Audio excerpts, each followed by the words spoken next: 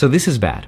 This might be one of the most obvious signs that the U.S. economy is in a lot more trouble than we thought. President Trump has fired the Commissioner of Labor Statistics after today's weaker than expected jobs report. He's accusing her, without evidence, of falsifying the data ahead of the 2024 election to help elect Kamala Harris and calling today's report into question. Breaking news. The new jobs report and the president's tariffs are dragging down U.S. markets at this moment. In early summer 2025, the government told us the jobs market was still growing. They reported that the U.S. added 144,000 jobs in May and 147,000 more in June. Now, to put this in context, the U.S. needs to add somewhere between 80 to 100,000 jobs per month just to keep up with population growth. But just a couple days ago, the Bureau of Labor Statistics came out and quietly changed those numbers. Now, that's not that big of a deal. Revisions happen all the time as the government collects more data, but this revision was huge.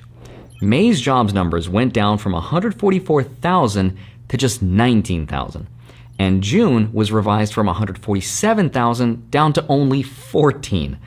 Combined, that's over 250,000 jobs erased from existence. This was one of the biggest 2-month revisions since the 2008 financial crisis, and it's second only to 2020. And if you actually exclude the jobs added in healthcare and government, which accounted for almost all the new jobs for July, then the private sector actually saw a net job loss. Now, why is that such a big deal, right?